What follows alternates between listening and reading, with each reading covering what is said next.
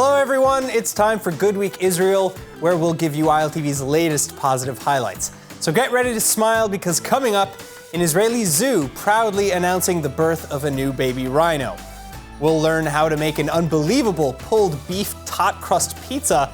And finally, a beauty line for men that smells as amazing as it is refreshing. Now, the Israeli Ramat Gan Safari welcoming its newest member of the pack, or should I say the crash. 11-year-old rhino Rihanna giving birth to her third baby on Sunday, the 33rd rhino to be born at the Israeli zoo. And the baby boy seen here trotting alongside his proud mama in good health. The pair having been separated into a designated maternity zone for the next several weeks, or at least until the baby is strong enough to join the rest of the crew. So today you can see behind me Rihanna. She gave birth to a young male, which we still don't have a name for, but we're very excited. This species, the southern white rhinoceros, is endangered. It's near threatened. That's the specific risk level. But we're part of a very exciting group of breeding rhinos. This is our 33rd rhino that we're giving to nature. The Ramat Gan Safari, housing the Middle East's largest collection of wild animals, including lions, hippos, and elephants, and for obvious reasons, it's considered to be the world leader in rhino breeding. Next, Danielle from kosher.com is making a pizza crust made of tater tots, and she's topping it with an unbelievable pulled brisket. Check this out. Hey everyone, it's Danielle back again on kosher.com with another awesome tater tot recipe. Today's recipe is really good because it's super duper yummy. So here we go. We're just gonna jump right in. I have a low circular pan, but you could use a high pan. You could use anything you have in the house. First thing I'm gonna do is go in with a little bit of oil. I know I didn't tell you guys what we're doing there yet, but we're gonna get there. Because it's really good. I want you guys to really see this whole process. Okay, just grease up the bottom just a little bit so that things don't stick, and take your tater tots. I semi-cook them. You could see they're still really soft. They haven't browned yet. And just throw them all over the bottom. You don't have to be fancy about it. Doesn't matter which directions they face. Then the next thing you want to do is you want to take your hands, rub that little bit of oil all over both of them, and just smush, smush, smush, smush, smush, smush, smush, smush. Do you guys see that? Now, what did that form? Oh, did you say pizza crust, Danielle? Yes, I did! We are making a tater tot crust. And how are we gonna get this to stick together? Very, very easily. I'm gonna show you. It's super simple. Just get them all smushed down. That's gonna help fill in any of the holes. Oh my gosh, this looks so good. There we go. Got our pizza crust form. I have an egg beaten here. Just give it another really good whisk. While you're whisking, just pour it all over the top. Just use your hand. Spread it around, make sure it gets into all the nooks and crannies there. That's gonna really hold this baby together. Oh my gosh, yum, yum, yum. Roll it around. There we go. Once it's all good and drenched in the egg mixture, wash your hands. And then we're gonna take this and just pop it in the oven. That's it. Tater tots and eggs, baby. In the oven at 350 Fahrenheit, 180 Celsius until nice and golden. Okay, see you guys in a few minutes. So we got our crust cooking in the oven, and now we gotta prepare the toppings. This is not a traditional pizza, although you could very, very yummily put on tomato sauce and cheese and make it into a regular pizza. We're gonna kick this party up a notch, and we're gonna turn it into a shredded beef pizza. So the first thing we got is beef. This is basically a brisket, see below for the recipe, that I cooked low and slow, and all you wanna do is take 2 forks. Look at that. I mean, could that be more tender? I think not. And just shred. Just keep going until you shredded the whole thing. If you cooked it properly and you cooked it for long enough, it should be that easy to shred. So I'm just gonna take all my shredded beef here, pop it into a bowl so that it's ready for my pizza crust. Oh my gosh, it smells so good. I love the smell of brisket, really. Like, there's nothing more comforting for me than shredded meat. Okay, so just finish shredding up your beef, as much or as little as you want, hopefully as much, and just scoop on some of the juice because we want that to soak into the tater tot crust.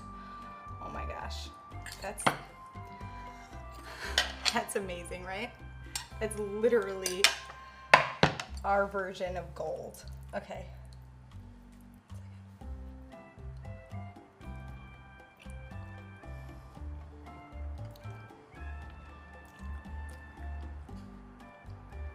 I'm speechless. You know how rare that is for me. It is so good. Okay, after you finish shredding your beef and licking up all the little bits and taking as many bites as you can because you're allowed because you made it, move that to the side and let's get started with what we're gonna top our shredded beef with. Pickled onions. One of my favorite toppings. I put this stuff on everything. They give like a sweet and sour tanginess to everything you're eating. It's like the perfect thing to cut through the food, and meat is rich and heavy, so we want to balance that out. So here I have one purple onion, thinly sliced. Just gonna put it into my jar. Oh, and the best thing about pickled onions is that they stay in your fridge for weeks. So make a whole bunch of these, keep them in, and put them on everything. Top them on your sandwiches, top them on your schnitzel, eat them plain, throw them into a salad. They're really good. Okay, so just get them packed in there. We're gonna go in now with our sugar. Don't worry, it's all gonna fall to the bottom when we pour on our vinegar. Now we're gonna go in with some oil. And I'm gonna add sumac. I love the flavor of sumac. In America, sumac is, you know those berries that grow on the trees and you don't eat them because they're poisonous? Well, that's sumac. But the Middle Eastern version of sumac is not poisonous. It's actually really citrusy and delicious, and it just adds a really good burst of brightness to anything you're making. So we're just gonna put on a little bit of the sumac. Now it's time to vinegarize this. We're gonna go in with some vinegar. Just get that covered. There we go. Close our jar, shake it up, get everything incorporated. And that's it. You're just gonna put this in your fridge, let it hang out for at least an hour or a few days, and then watch out, swap out. Pickled onions. Don't spill it like I did, because that juice is good stuff. And there you go. It totally mellows out the onion. It's really good. It's easy to eat. They still have their crunch, but much sweeter. Really delicious, and you get the burst of brightness from the sumac. It's really good. Okay, so tater tot pizza toppings. We have our shredded beef, we have our pickled onions, and now we have our spinach. If I had I don't have a towel. All right, you guys don't care. If I had arugula, I would have gone with that, but arugula is just not in season where I live, so I'm going with spinach, but go with whatever greens you have. Go with regular lettuce, go with cabbage, it doesn't matter. Just something to brighten it up. So I'm just gonna go in with salt, some pepper,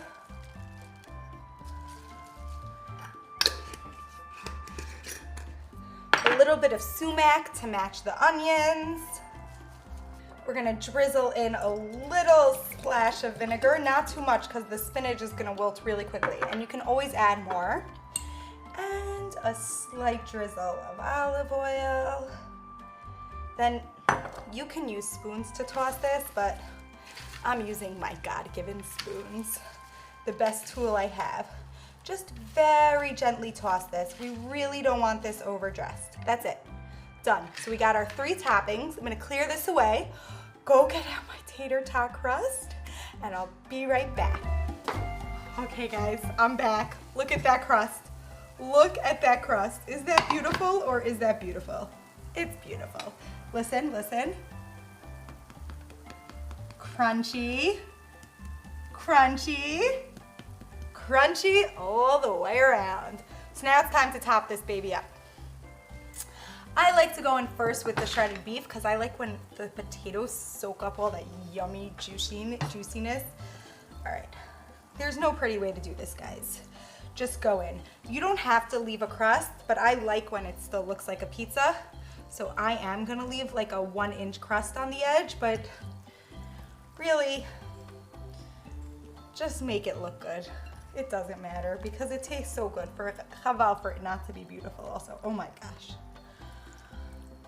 You obviously don't have to make a brisket just for this recipe. Like, everybody's making brisket, whether it's for a holiday or for Shabbos. We're Jews, we're always cooking briskets. So you can use any recipe you want and just shred it. It will be delicious. Like, the potatoes are just potato, salt, pepper, garlic powder.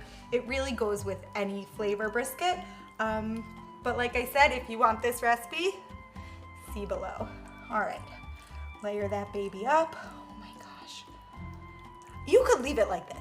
You don't even need this other stuff. This looks so good, but we're gonna kosher.com it up for you guys. There we go, get all that sauce. Oh my gosh.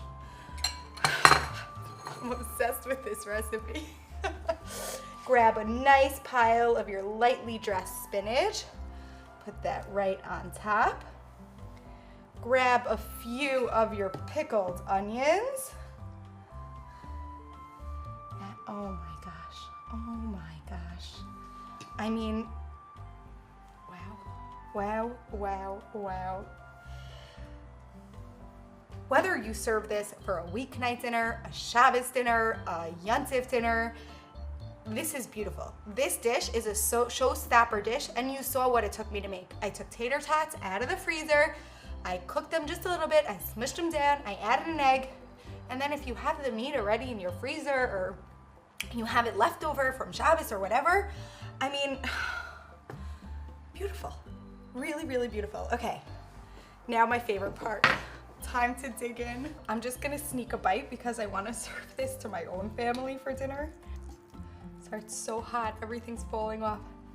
Okay, I got the perfect bite. A little bit of the crust, spinach, pickled onion, and meat. Here we go.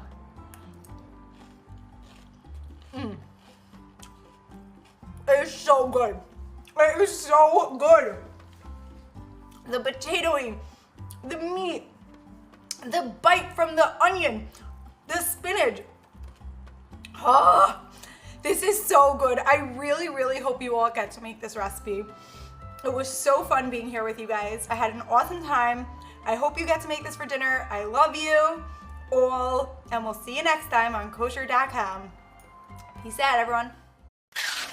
Moving on, ILTV's Emmanuel Kadosh returning now with our friends from SR Cosmetics, and this time with a product that I can personally get behind. Hi everyone, welcome back. Today we are going to be talking about another line by SR Cosmetics. This line is specified for men. It's called their Peacock line. They have 3 products. They have a moisturizer, they have a styling beard cream, and they have a cream specified for tattoos with SPF. And yes, it does come in a very adorable packaging. Aaron Porras, our main news anchor, is going to be coming in and we're going to be testing them all out on him. For the Peacock line, we developed a very interesting product, which is a tattoo protector. It's a cream with SPF 25 that protects your tattoos during years ahead. But also we have another formula, which is a moisturizer for men, ageless, anti-aging formula. Inside we have a lot of medicinal plants. So also in this line, we have a beard balm that you can protect and also nourish your beard area. And this line is very, very nice also in the smell.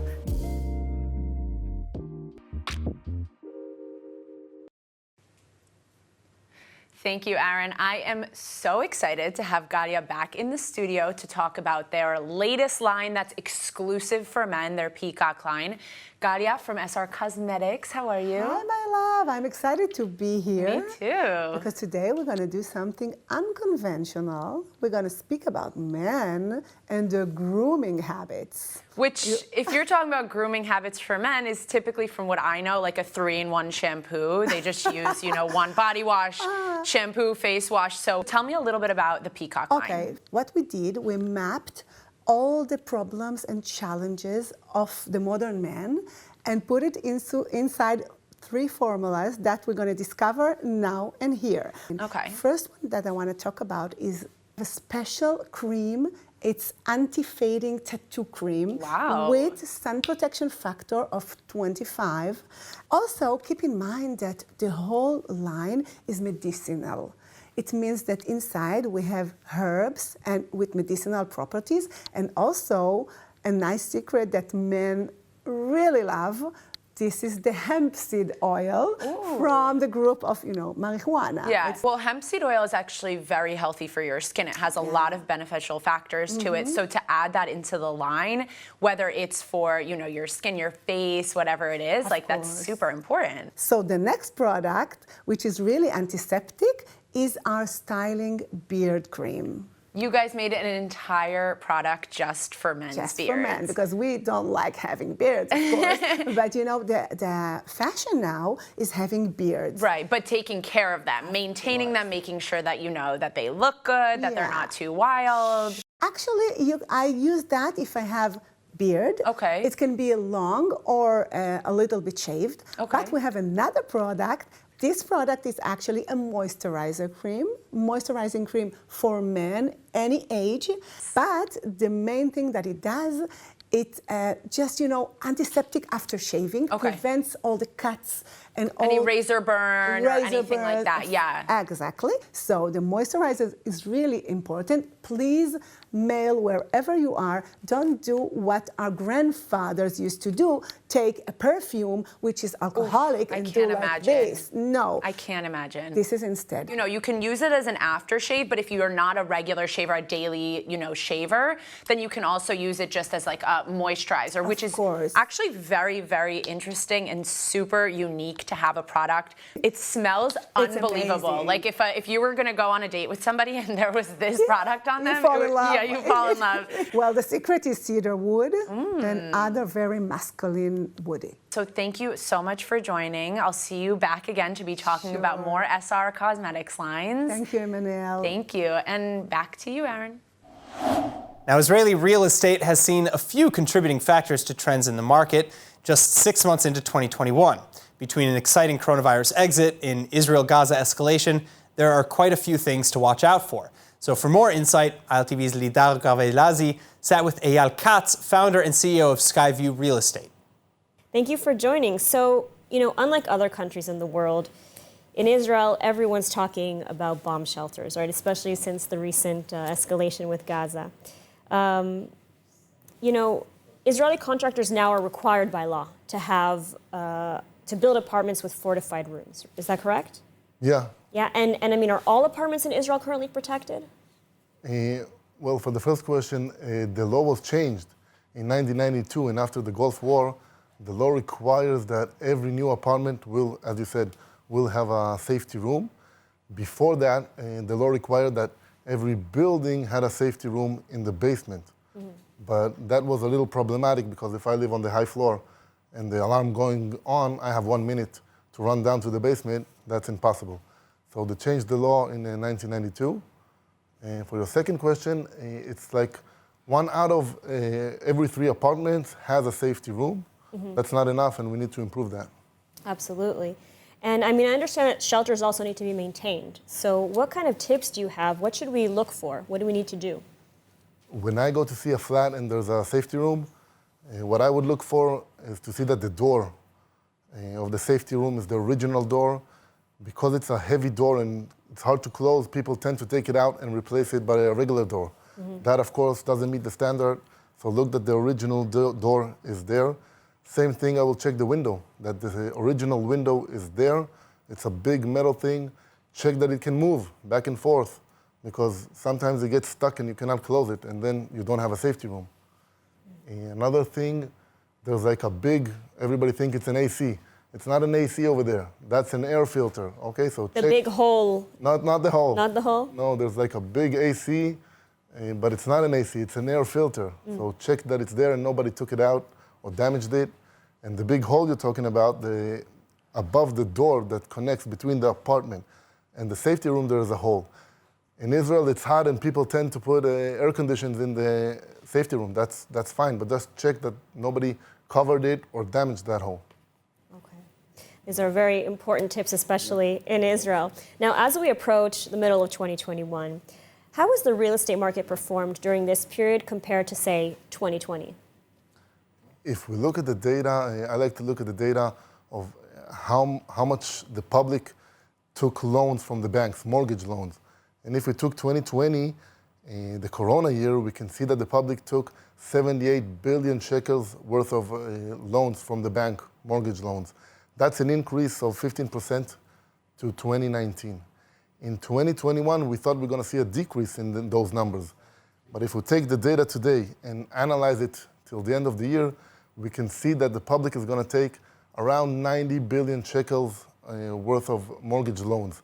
That's another increase of about 15-16%. So market is stable, people are buying, and prices are going up.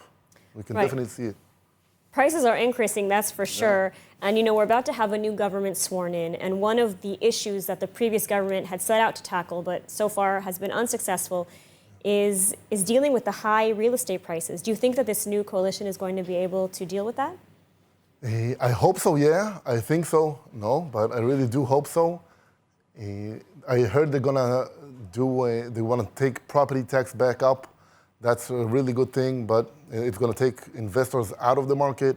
I heard about rent control that they want to do, but talking is one thing and doing is another thing. So let's see if it's really gonna happen, and I wish them a good luck, and I hope I was helpful. Eyal Katz, thank you so much for taking the time to speak with us today. Bye-bye. And that's all for today's Good Week Israel. I hope that we've helped you start your week off with a smile. I'm Aaron Porras. Be well. We'll see you next week.